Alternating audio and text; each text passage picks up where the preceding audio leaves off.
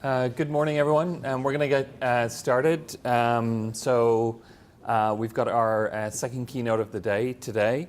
So I'm delighted to introduce Alexandra Deschamps-Sonsino, Director of Design Swarm and founder of the Goodnight Lamp, who's going to give our second talk, Smarter Homes, How Technology Has Changed Your Home Life.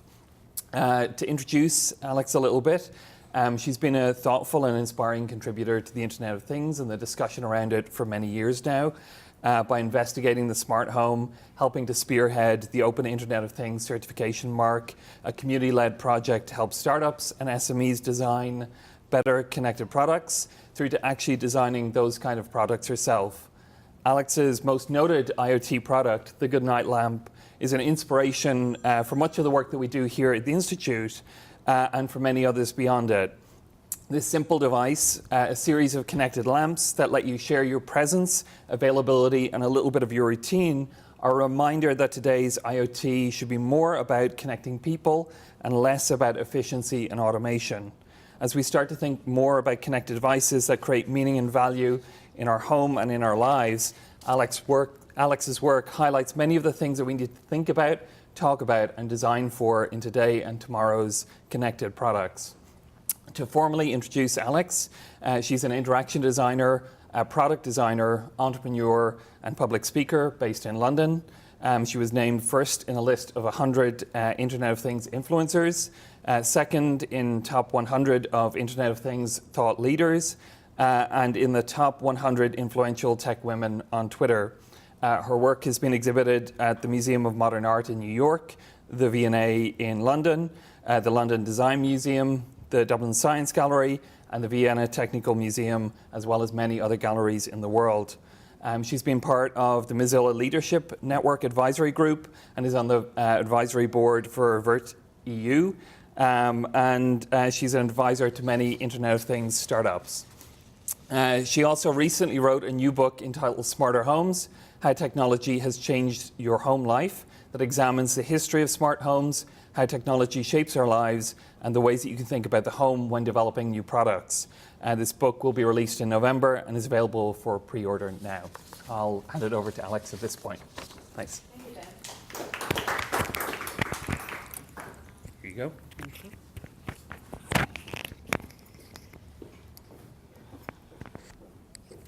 It may or may not be useful for you to be slightly closer because then you can see the details of what I might be pointing to. I'm just saying, if you want to squint a lot, you can stay where you are.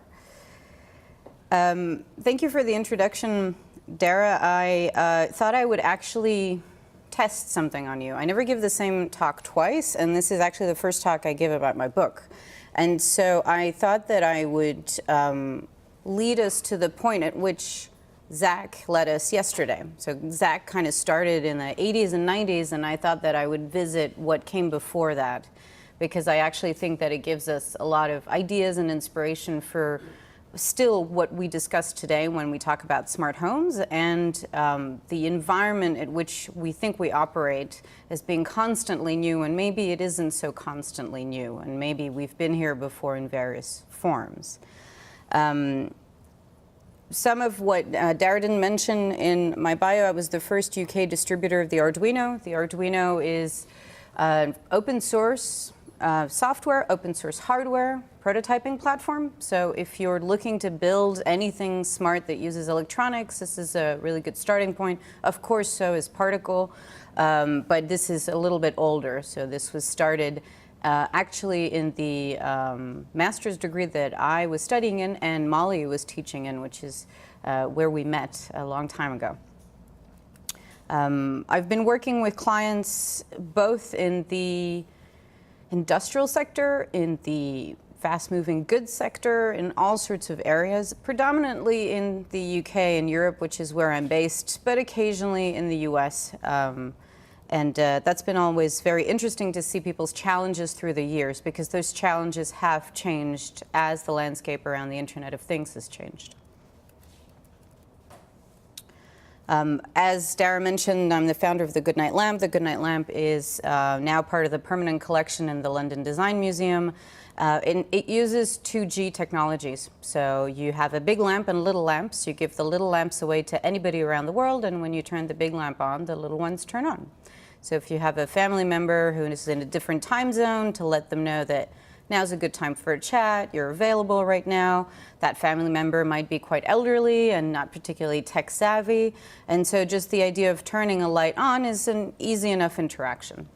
We're currently redesigning this product for the NB-IoT network in the US, which is the whole brand new spanking mobile networks that have been developed across the US only. And so my life is a mixture of engineering problems as well as thinking and writing, which is always a great place to be. I've also co-designed some interesting, what I think are interesting IoT brainstorming tools. So this is called No Cards, and this is a stack of cards that you would use in order to start to explore the world of sensors, actuators, power options, connectors. And it's literally just a stack of cards with some short descriptions. So you don't have to have a background in engineering. You can just get these out and start to think about what you might want to build. Other people are collaborating with me on this project to actually build brainstorming tools on top of it. We're coming up with a wearables deck very shortly. And so specializing and growing this ecosystem of information, really, an ecosystem of tools that people might want to use. Some of your nice colleagues at Apple have bought one, I know. And I've been curating since 2011 in the UK the London Internet of Things Meetup. We're now the second largest community online on Meetup around this topic. And it's allowed me to meet a whole bunch of people who are at various stages in their development. And whether, again, that's in the consumer space, in the industrial space, England is a fantastic ecosystem of people who are looking all across every possible application of IoT. And again, as Dara mentioned, I've been steering an open approach to certification marks. We see a lot of problems in the world of IoT, mostly coming from bad design practices.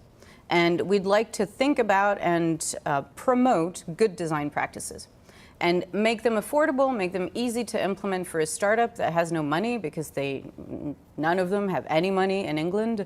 You're very, very privileged in this country to have access to quite a lot of easy capital. We are not that lucky. But we have terrific technical means and an amazing ecosystem of startups. But everyone is sort of doing things a little bit haphazardly, and it's a little bit patching things together. And so good practice is something that we'd like to promote. So that's at iotmark.org, if you're curious about that. And so this book, I sort of wanted to write a book for the longest time, and I also wanted to revisit the space that I was working in. The first time that I ever heard about the Internet of Things really as a topic area would have been very much in the middle of my master's degree, so 2004, 2005. The term was 4 years old at that point. But this sector, in terms of thinking about technology in the home space, is obviously very old. And I was curious as to what are we talking about and what mechanisms do we use in order to talk about technology in the home space. I've designed a product myself for the home, predominantly for families. What has shaped me without me even realizing it's shaped me as a designer? So I wanted to write about that. And I think that the book at this stage, and I'm still editing the last chapters, so it's not even done yet, which means that you can give me comments afterwards and they might end up in the book.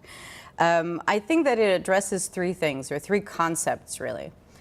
One, which is the home as very much a trampoline for new technologies, a space that a lot of people are now extremely dismissive of, whereas actually a lot of the success of new technologies often starts in the home space, and revisiting that.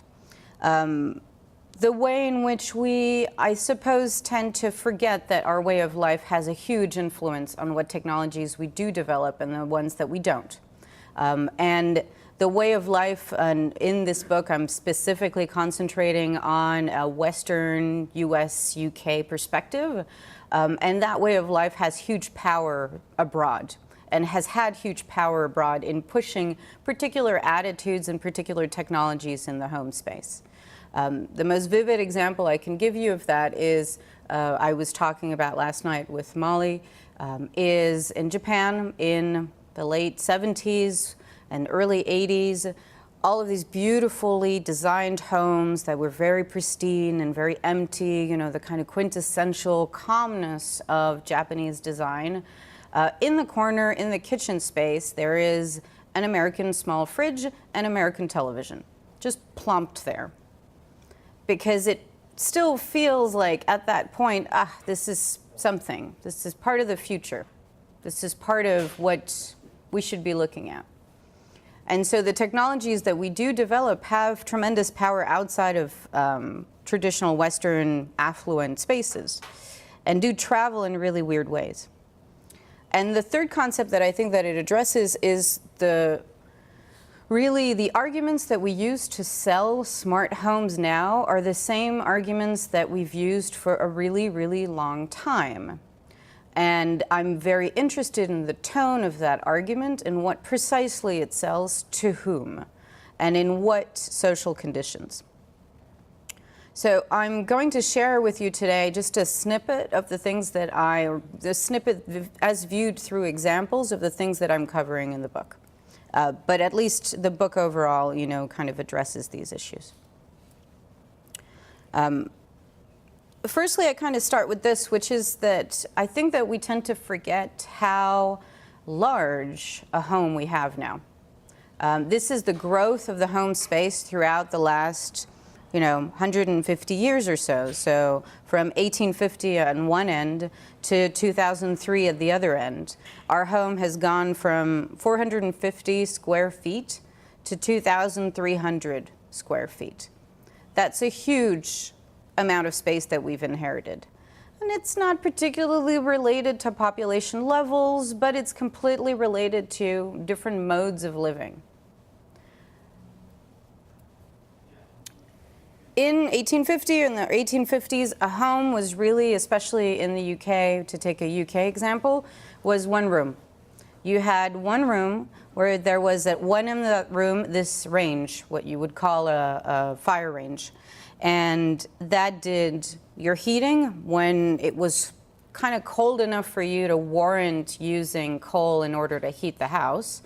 A little bit of cooking, but extremely minimal amount of cooking. You did a lot of collaborative prep with other people. So for example, on Sunday, you would go to church, and on your way to church, you would bring on a platter your dough that you would drop off to the local bakery because they had ovens that were big enough. And the local bakery would stamp your dough with a particular number, and after you came back from church, you'd pick up the tray with the thing that had been cooked. This also applied to Christmas and turkeys. So you'd bring the turkey along on Christmas Day for Christmas Mass, and you'd pick it up, and then you'd have your meal. So in a sense, you outsourced your capabilities to a network of providers that were in the city. You didn't need to have that experience in the home space because actually everybody was kind of working. All the kids were working, you were working, everyone was a factory worker of some description. You hardly interacted with each other at all. You crossed each other through the night. There was one bed for the parents, and then there was a mattress underneath that bed that you would pull out, and the kids would sleep on that if you had kids. And because the shift work, there was no unions, workers' rights were not there yet at all.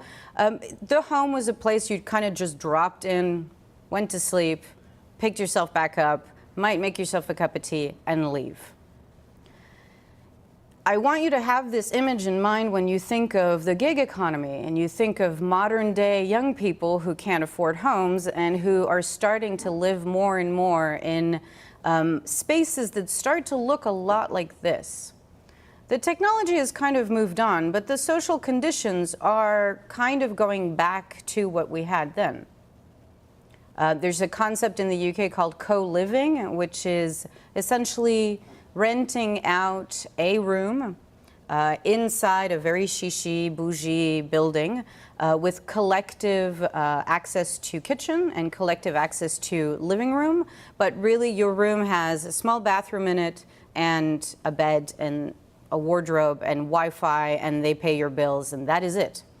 And this is seen as the most modern approach to real estate right now in London.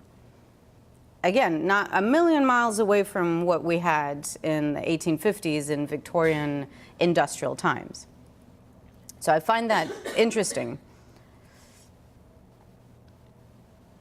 What did we have then that we really don't have now? So a lot of people, when they moved from the countryside to get these industrial jobs that were just increasing more and more, they took their farm animals with them.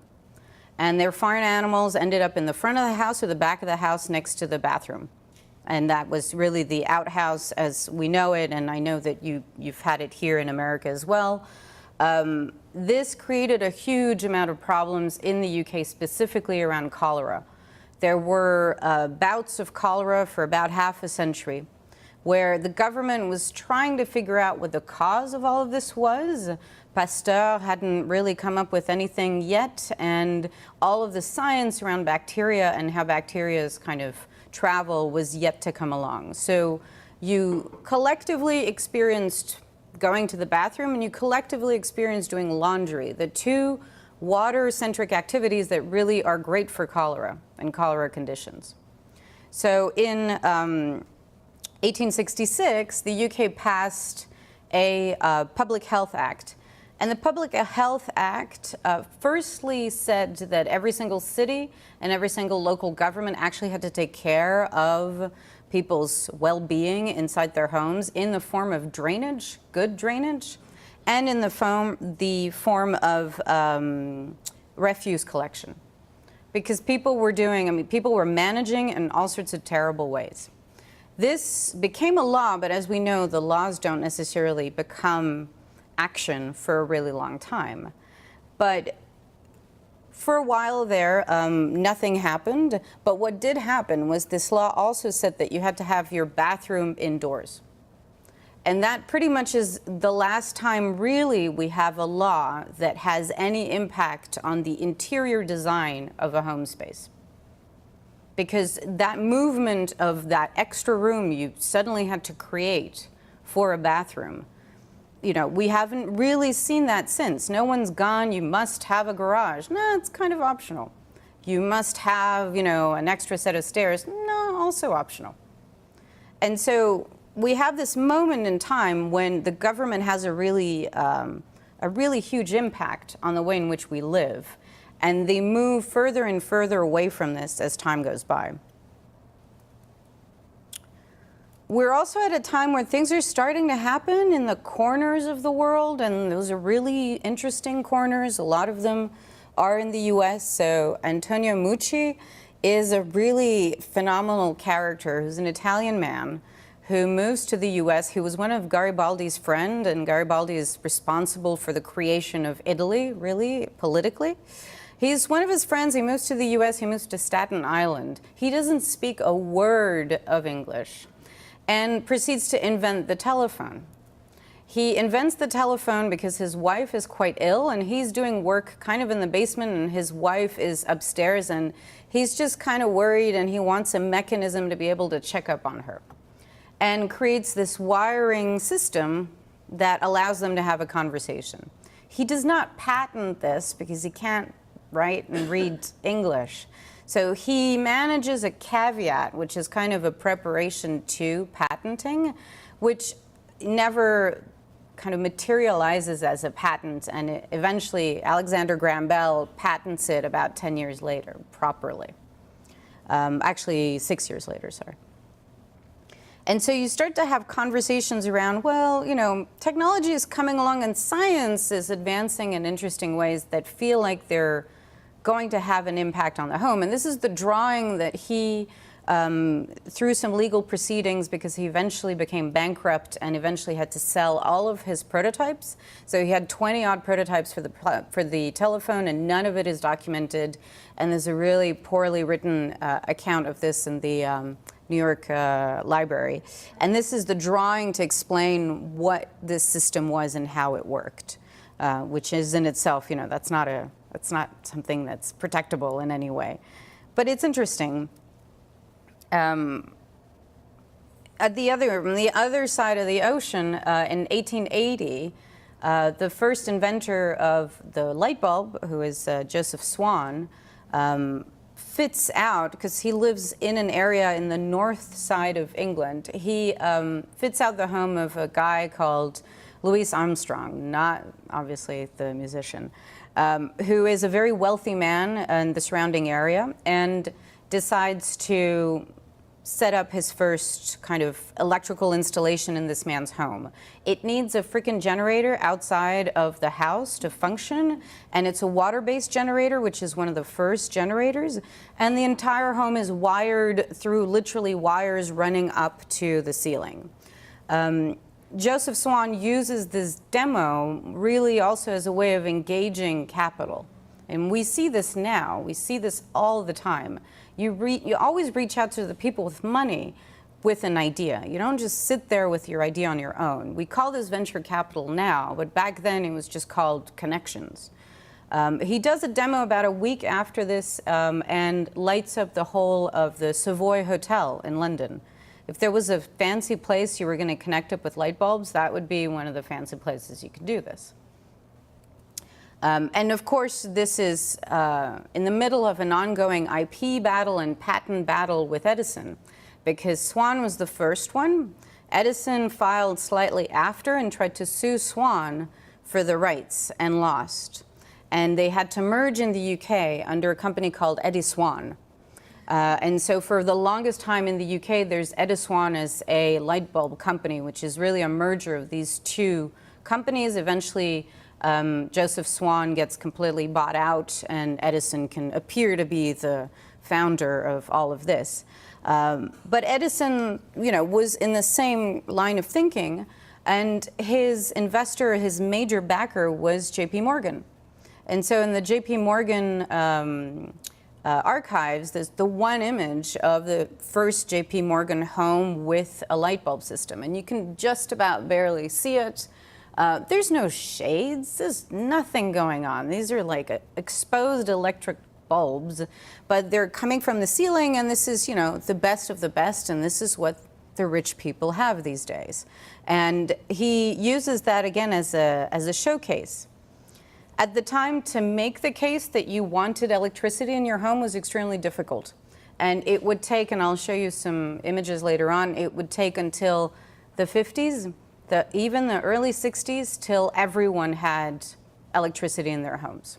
A lot of people were extremely resistant because they had habits. They had developed habits around gas. They had developed habits around just candles. There are wonderful kind of arguments made for the advantage of a light bulb versus a candle, because even if a candle is more romantic a light, lighting is more consistent. And so you have to create a discourse around this. And the people at Edison were obviously very astute business people, and also really understood the power of marketing. So this is a year after the install of J.P. Morgan. The head of design at Edison has developed these Christmas lights. And so on the 22nd of December, so right before Christmas, he invites a journalist to come over to his home to see these lights. And so there's an image printed in the local newspaper to show these fantastic Christmas lights, and isn't it fantastic what electricity can do, because it's not only lighting, but then it completely transforms your Christmas. And this is so potent an idea, and you have to think that with the informational means at hand, this stuff travels slowly. It's not like today where you're just hearing about memes left, right, and center. This is stuff that is really slow to percolate. But you have to start at the top, and you have to start with the top people. So the president in 1894 has Christmas lights in the White House. And that was a big deal because suddenly it's something that you can see and something that the president is using. And the actual Christmas lights are not commercialized until 1902. But it's years of seeing this and seeing this appear in people's minds. And I think it should make us a lot more relaxed about IoT and the pace of adoption of IoT, because really the argument that you have to make in order for someone to fundamentally change their home space it's a long story. It's a long story you have to tell for a really long time. There's another current that's happening at the same time as electricity is being developed, as the telephone is being developed, as all these technologies are kind of emerging, which is to treat the home as kind of a laboratory. Why is that? Well, if you're going to clean the home up because cholera is coming and killing everyone, you have to ask people to behave in kind of completely different ways when it comes to cleanliness, and also when it comes to the home keeping and housekeeping. Housekeeping doesn't really become a thing until you have enough time, usually as a woman, to spend time in the home. Why do you have so much time to spend time in the home? Well, you used to work in factories, but then your husband got some kind of bluish collar work, white collar work, and starts to go up the food chain, the economic food chain, and starts to get a job as an accountant, and you make a little bit more money, and then suddenly you have a middle class. And that middle class has women who are suddenly asked to become completely different agents in the family life. You're also starting to have laws that make it very difficult to exploit children. Children actually have to go to school for at least a couple of hours a day. And so you have this person, the housewife, who becomes sort of idle and has to be told, hey, you need to spend some time in the home to make this home good. What does that look like? That kind of takes the form initially of really early cookbooks. This is Eliza Acton's cookbook in 1945. This is actually the 1960 edition cover. The reason why I'm pointing that out is she writes this in 1845. This is the first book about cooking that has ever used ingredients, or even a list of ingredients and measured ingredients and instructions. Before that, it's sort of word of mouth, it's sort of, well, how do you do it, and I'm gonna see, and in any case, no one's really doing all that much advanced cooking. 3 years later, this is a guy who, he's got a hilarious background. This guy writes basically the basics of what would eventually become organic chemistry. But he writes a book called Animal Chemistry. And this is the reason, you know, when you barbecue and you sear the meat in order to lock in the juices, this is an expression he invented. It's got nothing to do with anything. It's not even technically accurate, but it's an image that he created that everyone still has in their minds 150 years later. And this is a book about meat, and it's a book about the chemistry of meat eating, and he would eventually create OXO, the kind of dried beef cube company. But this guy starts to write about the science of making food.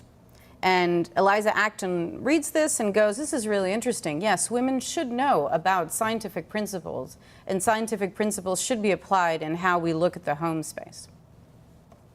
What's the relationship between all of this and technology? Loads. You kind of skip ahead because all that happens in between is more cookbooks that get written and more kind of this is how you should keep your home kind of stuff get written. But really, it prepares the ground for a whole new way of interpreting the home as a lab, which is, hey, the home is not only a lab, but the home is actively participating in the industrial change that you are seeing now. And what is the industrial change at the time? The industrial change is Ford, right? And the principles of scientific management by Taylor is Taylorism, which Ford takes into factories everywhere in order to make better cars. women are looking at this going, oh, wow, well, the home is a lab, but maybe the home is also a factory. And maybe we have to do things more efficiently. There's also a weird piece of funding that kind of takes place from the US government, and it comes from the agricultural department, that gives money to people to do scientific studies of the home. So all over Connecticut, all over New Jersey, people start opening weird labs to experiment and to look at efficiency in the home space.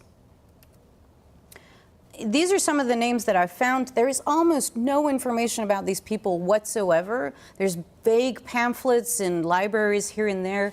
But because this is informal research, really, it's public funded, but it's just so badly documented compared to everything else that men were doing around the same time, that it becomes this kind of forgotten activity.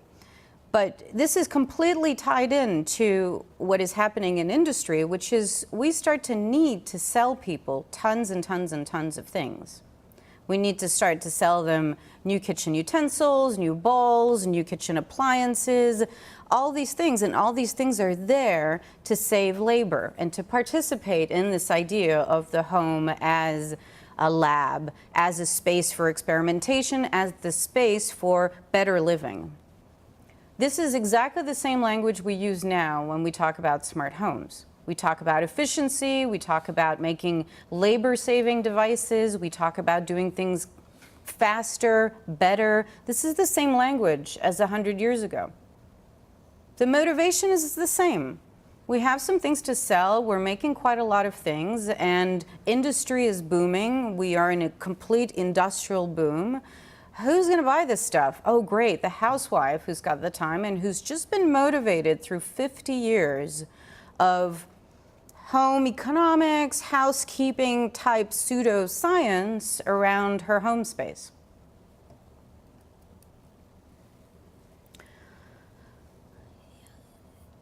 And, you know, women are there and are kind of going, this is interesting, but again, I don't know. I don't know about this. You know, I'm used to doing things my way, or I'm used to doing things in a particular way. And so the success stories don't look super obvious. This is an awful picture of an incredibly dangerous object.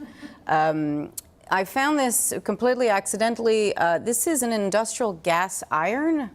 You would use gas to iron your clothes. So you were literally lighting a flame next to a little canister of gas to iron someone's clothes. I don't even understand.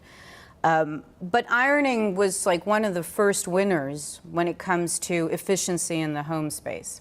If you can make ironing faster than the range and heating it on the range that I had, I'm buying whatever else you've got to sell. And so it's not through this idea of efficiency, but it's through these kind of single appliances that come and pick at people and people's anxiety around doing the right thing for their family.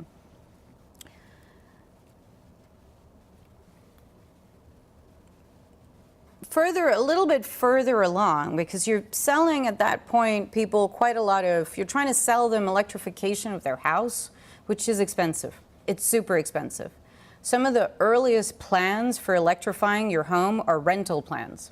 You know, when we talk about software as a service, when we talk about hardware as a service, when we talk about basically leasing, this is, you know, yonks old, because you would basically pay on a monthly fee for your electric installation and for your usage. Those were like leasing plans to make it more palatable for a home to actually be electrified. There's other things happening, which is, you know, in this period, of course, there's the First World War. What comes out of the First World War is radio. And radio don't come out like one thing that just ends up plumped into your room. They start by being sets. They start by being basically DIY kits. So the Arduino and the particle of the day where you had to assemble things on your own, this is where it starts. This is an ad for one of the radio sets that says it only takes 90 minutes to assemble this radio set, which is incredible. I mean, now you'd be like, I'm sorry, I have better things to do with my life. But at that point, this is a really big deal. This is a really big deal also for soldiers that are coming back from home, who are usually men, and who are a bit bored and really kind of had a lot of fun in the war, and they kind of want to do something a little bit geeky, and oh, this is great. The wives are not so pleased about this. These sets are very leaky. There's usually quite a bad battery associated with this that leaks. It's a giant rat's nest of cables and speakers and just a little bit weird. And you have to get it repaired all the time. Currys, which is now, I think they've been bought by someone, but this is one of the UK's largest distributors of consumer electronics. They were a bicycle chain, so a bicycle shop chain. And the bicycle shops were the ones who could fix the radios because they had the gear.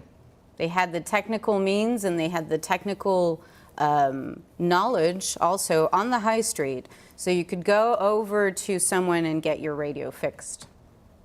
This is really, super interesting because the idea of fixing things now we've completely forgotten. But at the time, buying a radio, eventually a kind of boxed-in radio, was so expensive, you kind of wanted to make sure you could repair it.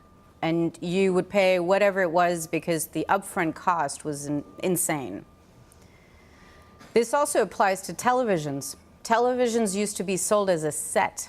Can you imagine installing a set of a television? It was ridiculous. And the sets that they had were also such competing technology, and the television could take up another hour, but I'm not going to do that to you. In that period of time, the argument for electricity still has to be made. It's not a given. People don't still believe that it's a thing. So in the UK, there's an organization that is now part of the Institute of Engineers and Technologists called the Electrical Association for Women. And they start to publish a magazine called The Electrical Age. And The Electrical Age was published between 1926 and 79.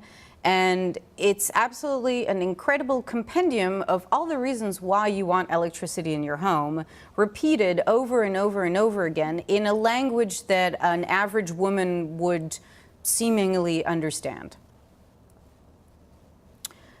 This includes kind of novel and interesting things like offering people free homes, free electric homes. So you would build, someone somewhere would build all of this tech kind of embedded in everything, and then they would put it up for a lottery. And this was up for, it's kind of worth a value of £2,000. And the edition after this ad is published is where they announce the winner. And the woman decides to go for the money and not the house. Because again, it's so weird. It's just this weird concept of like, why do I need this? I'm not sure why I need this home. And this is in the 20s. We're late in the century, or we're starting to be a little bit late in the century. There's really wonderful ads, as of course there would have been at the time. Another headache, suspect bad light. Better light, better sight, better health. Like, that's really going to solve your husband's headache. Electric light is best. This argument has to be made continuously. In the first edition of this magazine, there are articles on shades and shading, and how buying different types of shades that are of different types of colors can help you create a mood that's just like candle and just like gas. So trying to equate and trying to make this change manageable for those people and those households. Of course, this is in the middle of tremendous change in the architectural space, and the women who are leading this particular magazine know this. So they commission a well-known architect to create a showcase home. And they have this open to the public, and something like 150,000 people go and visit this. This is years before the things that we think of as being kind of future homes appear in America. This is quite early on. This is in Bristol, of all places, which, it's not a central city, it's not a large city, but it acts as a way to publicly engage with people around this idea that you might want electricity in everything around your home. And at that point, it's the early days of electric refrigerators, very early days. It is kind of, super settled for ovens and super settled for other smaller appliances, but they're extremely expensive. So the idea that you have to create a congruent image through a demo space like this is really important. And we see this again with IoT now. The retail experience that I mentioned to Zach yesterday, which is called Beta, exists in the US now, and they've partnered with Lowe's, and they offer basically, display experiences inside shops where you can really handle a connected product. Because that relationship between I see something and I actually see something in action, and that storytelling environment of the smart home is extremely important, just as it was back then. I'll show you this really misogynistic, terrible film, because that's always useful. GE is a super interesting company to continue to follow through these developments. This is very old, and this is a silent film that they made. But it's a silent film of, and excuse the ad. In no time. Use the Form 2 3D printer. Shush. This is a silent film, so I don't even need to speak over this, but this is, again, kind of using the technology of the day, i.e., oh, there's films and there's radio and there's all these things developing. Let's talk to women about why they want electricity in their home. So I'm going to fast forward with this a little bit. For whatever reason, this woman needs to literally be accompanied by two men pointing at things inside her own home. But arguments for sewing. This is a big driver because a lot of women still sewed and until very recently still made all of the clothes in the house. So being able to use an electric sewing machine was a really big deal. Again, the iron. This is kind of a ridiculous cooking instrument. I'm not even sure what it does. I think it's either waffle or something. This is a very, very advanced at the time washing machine dryer, which, I mean, you would struggle to sell that to anybody right now. But, she's being made to feel like she's participating in the future. This right there is the most interesting thing about this, which is who are we lobbying at that point? We're trying to lobby middle-class women. Middle-class women have servants for a really long time, and still now. They don't have live-in servants now quite anymore, but there's this idea of another person in the house helping out. This is why it's so difficult to sell to people these ideas of electrification, because there's literally a person doing the job right there. So why should I invest in the kind of refurb, the complete refurb of my home life? Because half the job I don't care about, and it's being done by my maid.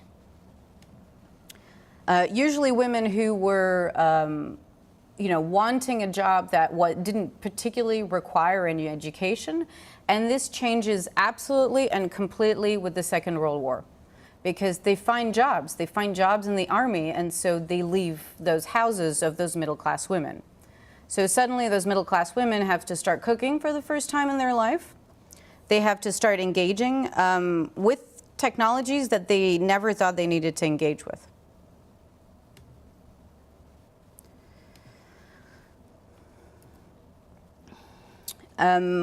This is also a kind of super lived through what we think of as really modern housing or modern architecture. This is one of my favorite pieces of modern architecture. If you ever vacation in the south of France, I really recommend you go visit this. This is called the E1027, which was designed collaboratively by Eileen Gray, who was a Glasgow-based interior designer who had moved to Paris. She was not a trained architect, but she designed this house. And her then partner in life, who was an architect, but just kind of oversaw the drawings and just approved a handful of things. Most of the work is hers. This is one of those houses that is like a picture-perfect house of what modernist architecture should be. And there's a live-in maid in the house that has a tiniest, even in the drawings of the house, even in the photography of the house, that woman's room doesn't feature.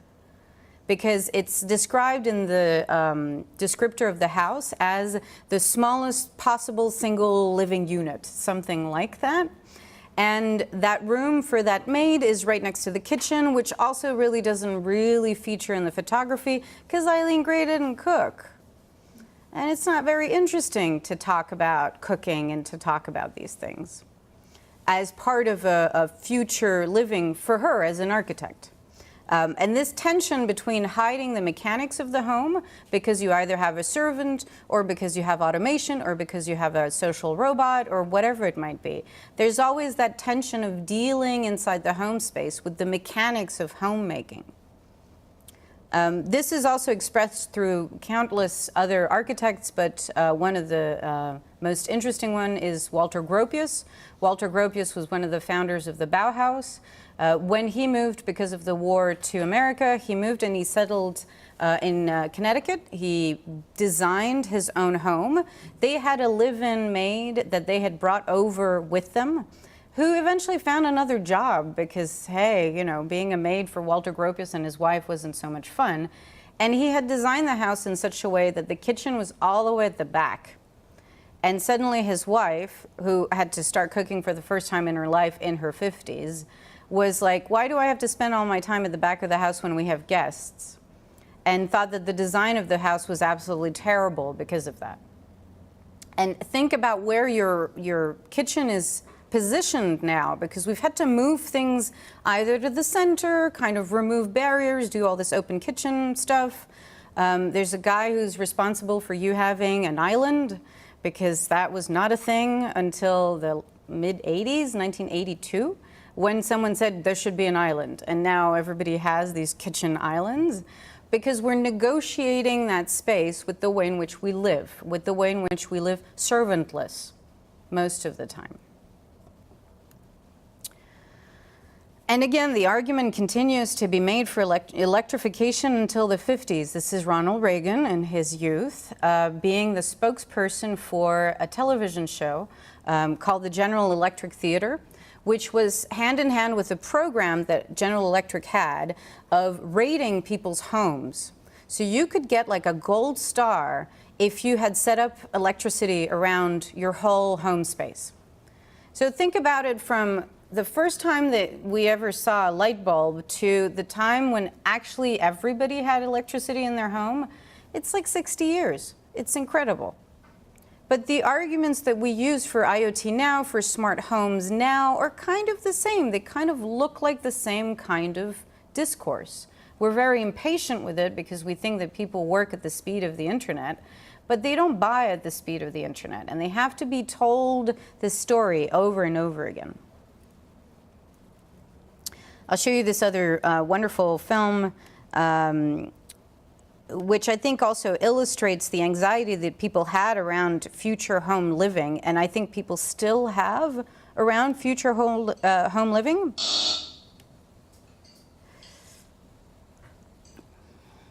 He doesn't say anything, so don't worry about that.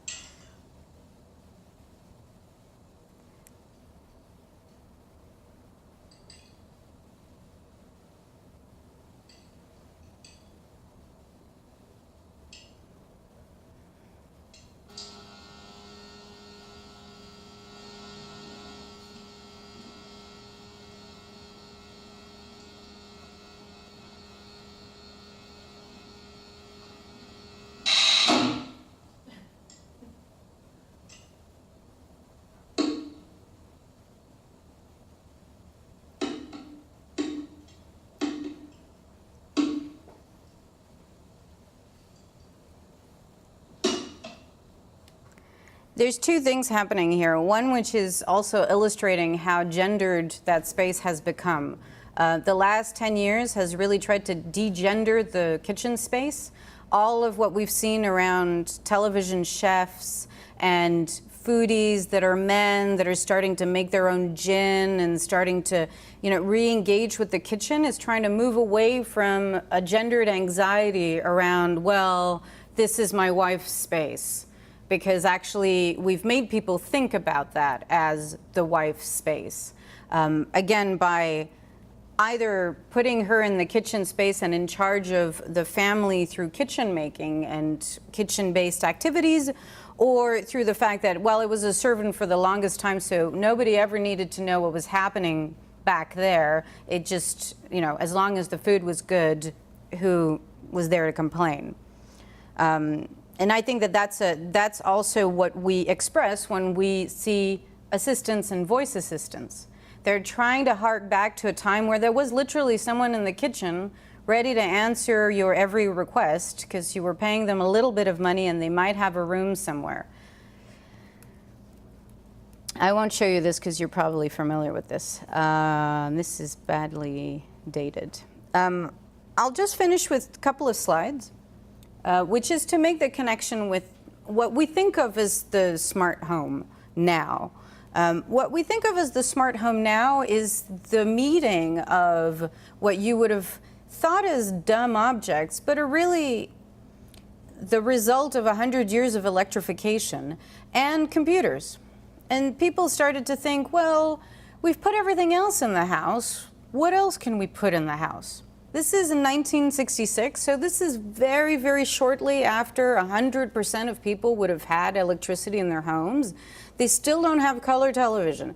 They still don't have air conditioning. They still don't even have central heating. So there's lots of things that are yet to come.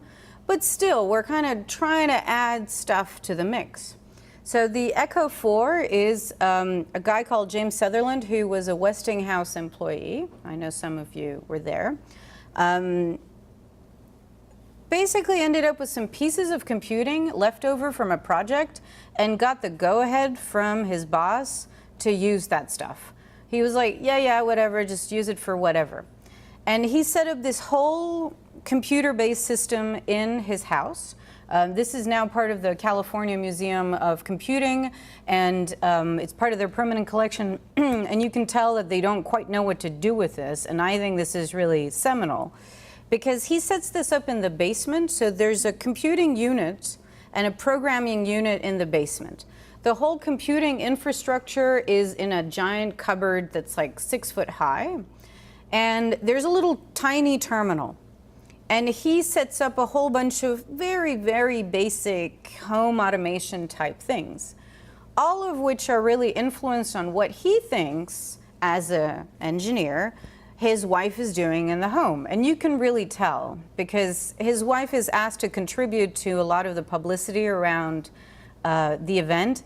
And you can tell that she's a bit like, I don't know what this guy is doing or what he thinks he's doing, but it's sweet, and let's just, let's indulge him in this. They have a long list of things that they would like to build. There is absolutely no documentation, and he's still alive and refuses to answer my question when I ask him what precisely is it that he actually implemented. Because his list ranges from, well, collecting recipes, doing a little bit of accounting, having a diary printed out every day. These specific examples are the exact examples that are used by Apple and by early computing companies to sell early home computers. But this is, some years before that. And the examples of what constitutes home automation are still like that. They're still, well, you can maybe do something slightly faster, and you can maybe do something slightly more efficiently. It's the same language of Taylorism. I will show you this because I think this is great. This is also a little bit sad because Rex Malik's work is underdocumented, but Rex Malik was a very, very prestigious technology journalist of the times. And he worked in the UK, and he participated in, I didn't call this up, he participated in this BBC show called Tomorrow's World, and he had the first home computer in the UK. Tomorrow's World, UK computer home. There we go.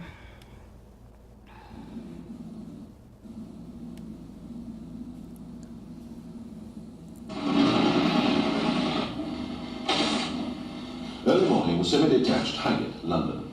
Industrial consultant Rex Malik feels the business world's pulse from his bedside. Stock prices and market trends are available to him through Europe's first home computer terminal.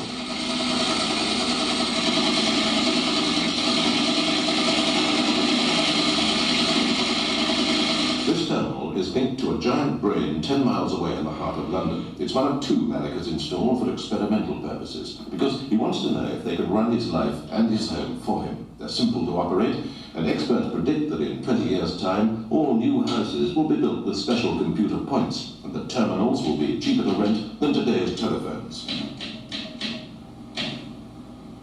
There's no complicated language to master before he can understand what the computer's saying. The unseen brain sends its messages in good old-fashioned English.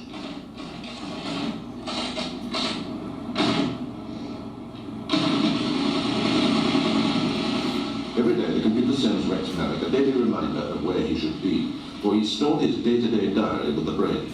The computer can handle a year's shopping list for the home, final demands, and the exact state of Malik's bank balance. It could become a sort of robot housekeeper crossed with a private secretary, but so far the Malik family isn't quite sure exactly how best to use it. But there's one member of the household who has no doubt of the advantages a computer in the home offers. He's Nicholas Malik, aged 4. Every afternoon, he spends time on the terminal.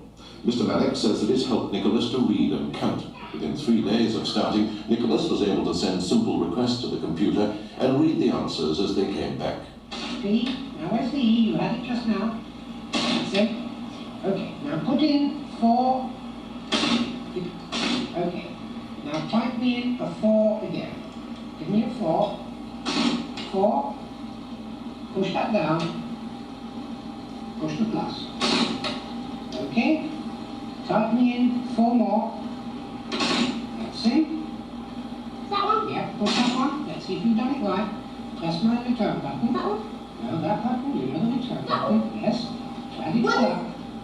That's the button. It's an expensive way to do sums, at least £30 per week a terminal. But Rex Malik sees a future world where children could be virtually in. So £30 a week, a terminal, which at the time would have been a huge amount of money. And you can tell that it's sort of, again, this idea that, oh, this is a home assistant crossed with a secretary. The housekeeper and secretary are the two words that get used over and over again by companies in a variety of different ways. And what happens, of course, is, as we know now, you don't really need any of those arguments to sell someone a computer, because just the fact that there are computers to begin with is exciting enough. A lot of the research around the time shows that people didn't know why they were buying computers, but they were just buying them because they're buying into the idea that this is a thing that one should buy. And I end with the beginning of all of this, really, in some sense, which is, why do we call it a smart home? We don't use that word for no reason. The Smart House project was a very strange cross-industry collaborative project in the United States that started in 1987.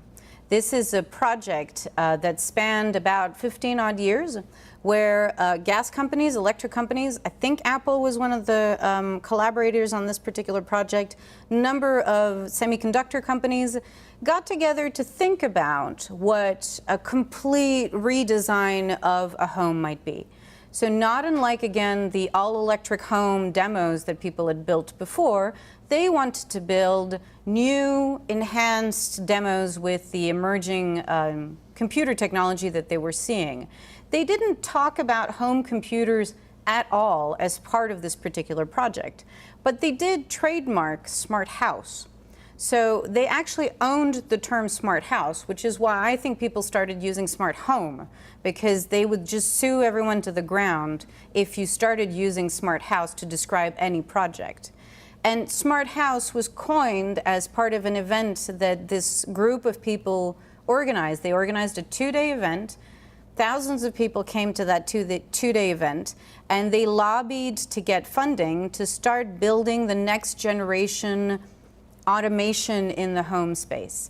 All of it failed massively, but they were there to suddenly coin a term we still use now, and we still have anxieties around, and we still use as a reference term. No one has moved away from the idea of smartness since they created this in 1987. This is one of the books that they published, and they self-published this. The founders of this are also still alive, and I've had fantastic kind of conversations with them about the project. Everyone's getting rather old, so I feel very privileged to have been talking to them for my book. And I think that it serves us really well to look at history. My book keeps going until what we have today and what we'll have tomorrow, but I thought for today, not to kill you with information and tidbits, I would stop here. And definitely, absolutely encourage you to think about what you're doing in the grand scheme of things and in a historical context. Again, looking at the home as a trampoline to other things, and also maybe relaxing about how long it might take for something to really get under our skin enough for there to be mass adoption. I thank you very, very much for your patience with me this morning, for starting a little bit late, and I hope that you have questions. So thank you.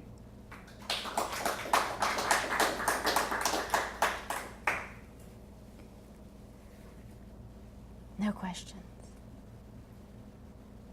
Okay. Thank you.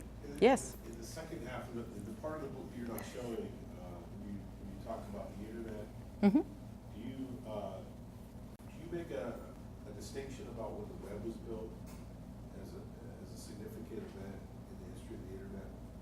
So we have the internet, and then we have the web, and as a significant design change. No, because I focus on the home space.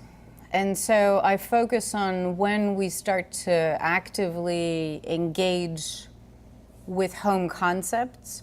And so the technical infrastructure and the technical developments of the internet, the web, and all the application spaces online only start to interest me when they start to wrap themselves around physical objects, and when we start having early, and I have a whole section on early smart fridges, which are from the first one, which we can say it was one of the first ones, is from 1997 and is from a research effort at LG. They basically take a lot of the interfaces that we take for granted at the time around early computer applications, and they just kind of shove it on top of the fridge.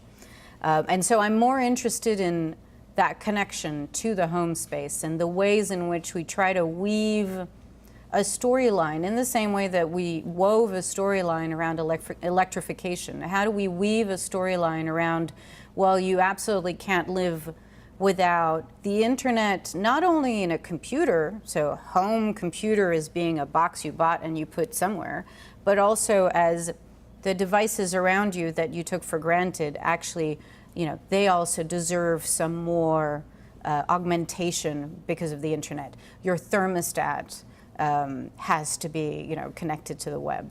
So I'm more interested in that storyline. Yes. You were talking, in your history of the home, you were talking a lot about blue-collar workers and people going to work in factories. Has your research also looked at what happened for people in rural areas working on farms in the history of electrification? Is it similar or is it different? It's different because it takes longer. So it takes so much longer. There's some fantastic photography from, the mid-50s where rural farm workers are still living in open tents with, again, the kind of equivalent of a range / small oven. There's no electrification going on whatsoever because the means at hand are so limited. Only when you start to get a degree of social housing post-war that really starts to reach into rural areas, and there is more support, especially post Dust Bowl kind of farming crises in the South, do you start to get a little bit of housing, and that housing will tend to come electrified, for example. Is that the same in the north? I come from a line of people who migrated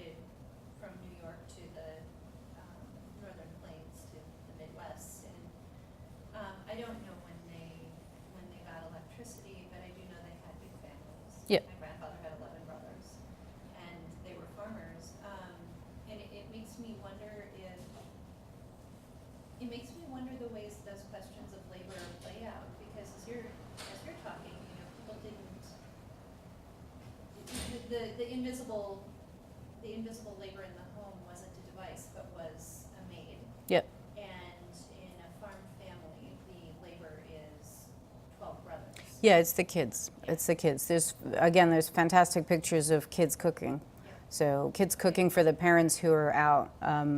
There is a really, really great book called Electrifying America, which is a compendium of all of the social conditions and all of the labor conditions around electrification in the U.S. And that would do a far better job at answering your question than I can. Dara? I'm gonna, well, first of all, thanks for kind of putting into context the kind of the true pace of change. I think looking at electricity is a fantastic framework, and we're only a couple of years into true kind of work for the IoT, and as you kind of look at how far we have to go based on that historical legacy. But I think the thing that stood out for me in the presentation was this idea of how we capture the collective imaginary is a way of kind of orchestrating that adoption. And at a very kind of early stage, you kind of mentioned that, you know, loads are creating kind of tactile experiences and things like that. I'm curious to know where you think that is happening well and the narratives are useful versus ones that have gone in the wrong direction. Or are there any examples, good and bad, where you see that the collective imaginary really kind of being captured around the IoT versus the wrong kind of messages coming out? Well, I think I live in London, and London is, you know, fantastic for shopping, as everyone might know who's ever been there. John Lewis, who are an extremely huge chain of, you know, homewares, really. They have their fourth floor is the technology floor, and they kitted out a whole demo area, replicating a home space with connected products. They have slightly under-invested in that area because they literally put it away from the retail store. So it's kind of in a corner.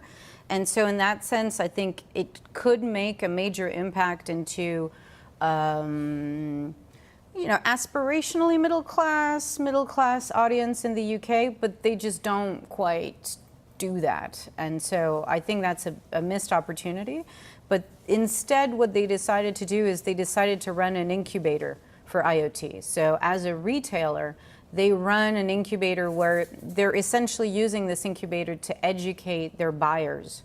So the people making purchasing decisions on their teams are starting to educate themselves through teams of people who will spend 3 months with them and get their feedback.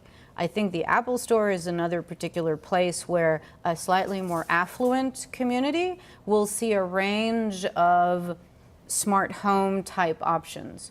I can't speak to how successful that may or may not be, but it is one of the few places where you see quite a lot of these kinds of other devices together. We have tons of, you know, in the UK and across Europe, we have also tons of very fragmented communities around IoT. So the French are all about IoT right now. They have huge dedicated store experiences around IoT. They have huge showcases and huge industry events where it's just halls and halls and halls full of IoT companies. But that's very, on the one hand, the store, high street stores are kind of consumer facing. The industry events are not consumer facing. CES is not a consumer facing event. You have to have the money to fly to Las Vegas to see all this stuff. But there's always this kind of background of press that's floating about. So I think we still, you know, we have occasional demo homes with IoT, and certainly everybody in the press loves to write a good article about how someone kitted out their whole IoT home, and it does the same thing as we did with demo homes around electric homes. So I think the argument will continue to need to be made in order for people to feel like this is the next thing, whatever the next thing might mean. I also think, and I talk about this in the book, that we are in a completely different real estate landscape with respects to young people. And so their relationship with the home space is very different. A home space is there to put on Airbnb. So their look onto IoT applications might be whatever ensures as much safety as possible, which is something that someone else who's got a more stable family life and great home insurance doesn't care about. So there's different stories for different kinds of communities. The ones in the UK that own the most real estate are middle class, reasonably affluent, and younger people need to be told completely different stories around the home space because they simply can't afford them. And I think that will have a huge impact on how we talk about smart homes. It can't be this continual vision of an American-sized home with a garage, an upstairs, bedrooms, this very large space doesn't fit everybody's real estate realities anymore. Yes. A lot of the narrative making around IoT right now is in this idea of convenience. Is convenience net positive or net negative for society? In your estimation, and sort of as a corollary, if you look at electricity, I think that you can make the argument that has significantly raised society in many different ways. I guess you could argue about generation or fossil fuels, but is convenience a noble cause? I don't think convenience is a noble cause. Convenience is the only social mechanism that we have in order to keep people spending, and we need to keep people spending. Our economies crash if people don't buy things. And so convenience is the ultimate psychological driver to keep the economy going. We don't make as much money as we used to when we, at least in England, I can't say for the US, when we were actively at war. The amount of money coming in and being generated from the war effort for a lot of small electronics enterprises was extremely high. The contracts were amazing. And so to continue on an equal-ish kind of path, we had to just pump up consumption as much as we possibly could. Christine Frederick, who I mentioned very, very briefly, is one of the people creating these housekeeping experimental stations. She can be seen as being responsible for our ideas around GDP and our ideas of GDP being tied to private consumption as an economic driver. And so I think that convenience is all we have in order to continue selling things to people. Because if we talk about other values, then it's not about buying the latest whatever. It's about spending more time with your family, physically more time with your family, which might not imply a purchase. It might imply a purchase you make in a public space in a local cafe, which is very different from getting, Deliveroo to come to your home space and deliver you something that someone else has made somewhere else because you're mostly spending time on your own, but you're on Xbox with your friends too.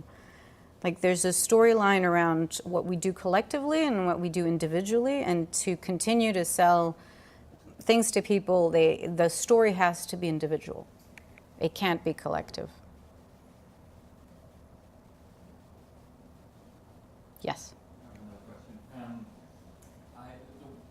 The piece that I read with Jordan, I had no idea that radios were first sold as a DIY kit. And I think when we think of kind of IoT, the first thing that jumps to mind is kind of Arduino and the development boards and that kind of environment of prototype for yourself and connect. But that doesn't seem to make the same analog for me in that the radio is a very defined kind of outcome. It's a clear product in its own right, whereas Arduino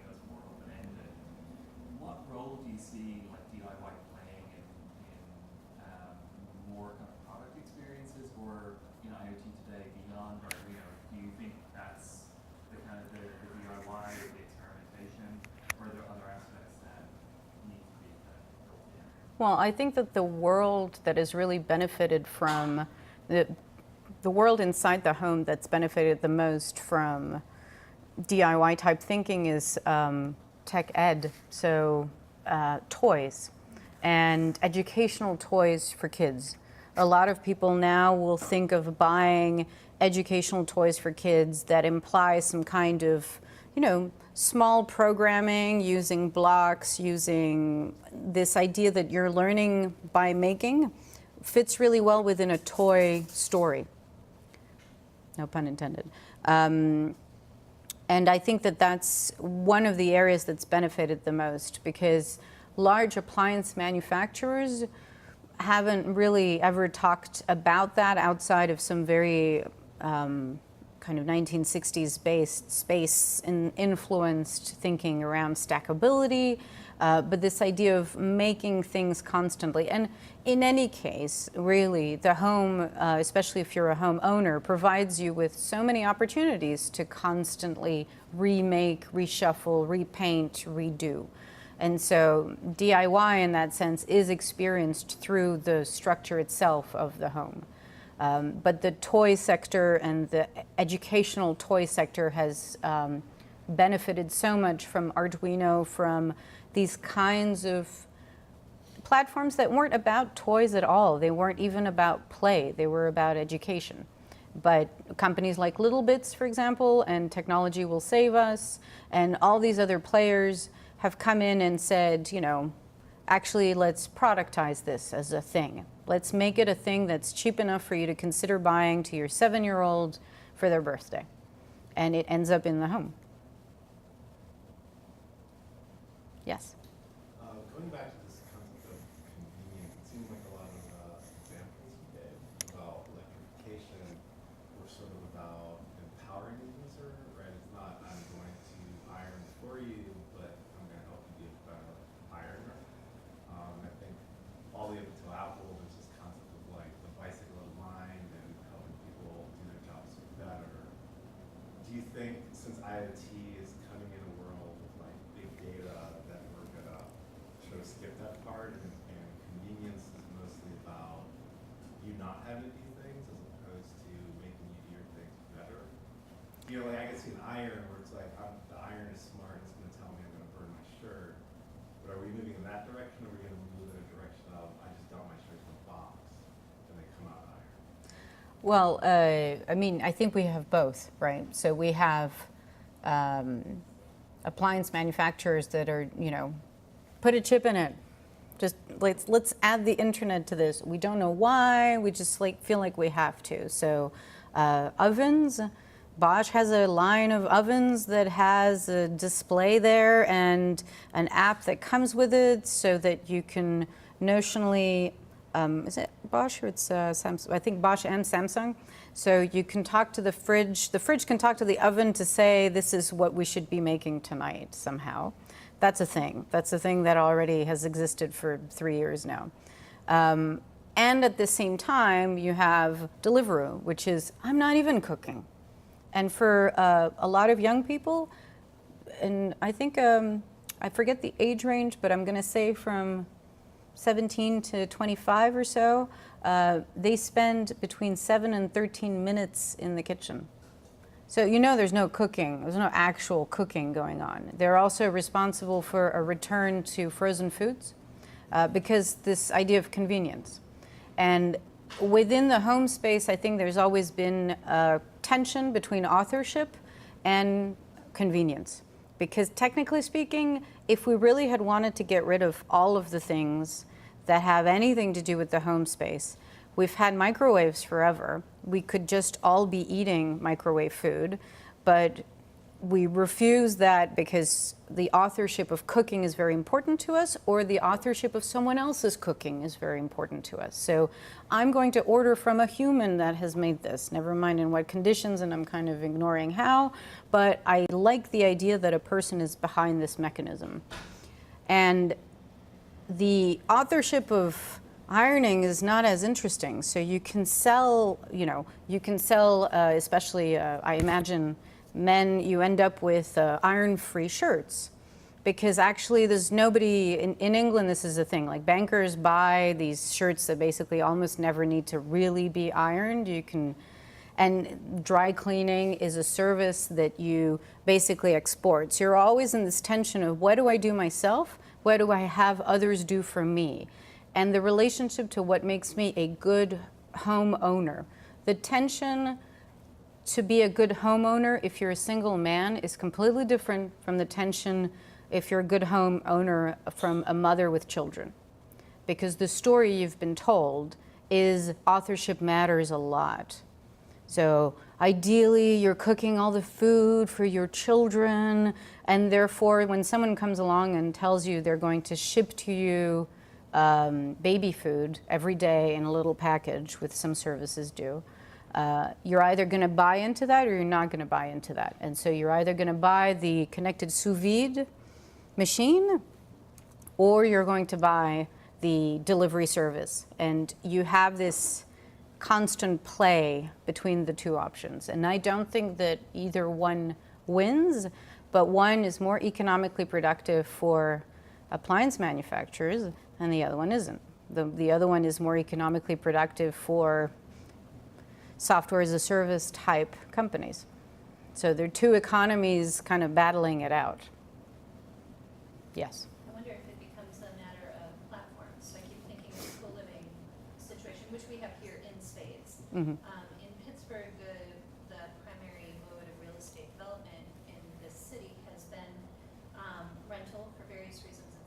It's mostly not single-family homes or condominiums, but luxury rental.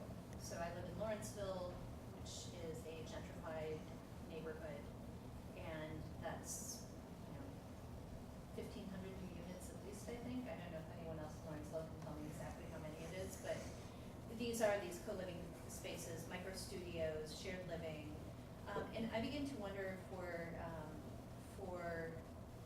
post-millennials or pre-millennials, I guess, I forget what they're called, or young millennials who haven't yet started enjoying or valuing the authorship of cooking, who live light, who don't want to own a lot of gadgets that they can't turn over every couple of years. They don't want to own appliances.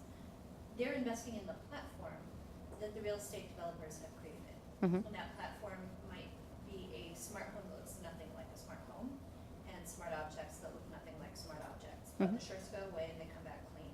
And Blue Apron delivers boxes of food should you wish to cook. You can cook it because it's all been pre-apportioned for you. Mm-hmm. Your entertainment is taken care of. You have swimming pool and you have ready-built neighbors. Yep. And for your Tinder and Grindr needs, everyone's, for better or for worse, right, complex, right? So it makes me think that the functions that might otherwise be instantiated in an object are instead in the social context and the networks of the platform. Yeah, and the most interesting thing about that is that's a pretty old concept. So you used to have, in New York, huge buildings at the turn of the last century where women who were leaving kind of country-based or rural-based jobs in order to come to the city, but did not want to live, either in a bedsit or anything like that. And so they had these rooms that were serviced rooms, and they were sold as serviced rooms. So you had a dumb elevator where you could get a meal sent up to your floor. And the washing could be done for you, everything could be done for you, and it was just kind of an add-on as a service. And they were very popular, and they can still be. They're obviously returning to us in slightly different form. But the bulk of the appliance and smart appliance market tends to cater to the same people over and over again, which is families. Because the second you have a child, then you need like a place, and you need more place, and you need more space, and you start to invest and invest and invest and invest like no other person. The two groups that spend the most electricity in the home are single people living at home because living in kind of a normal spaced home, because they do more washes, more batches of washes, because they will segregate white and color and whatever, and they'll just kind of run the washing machine slightly more. And older people living in their home spaces, because they're at home all the freaking time. And so it's kind of weird, because that means that families are the most efficient, energetically speaking, but you know that they will buy a million things around them. And so there's this always this market which, you know, translates into the AT&T smart home and smart lock service about 3 years ago had an ad of this, you know, Southern family sitting on the porch, and the dad checking what had happened with his sons when his son left the house. And it's like a multi-generational story around parents and kids. Parents and kids, parents and kids, parents and kids. Like that sells the idea of smart home appliances and smart homes now. Let's thank Alex for talking this morning. Thank you.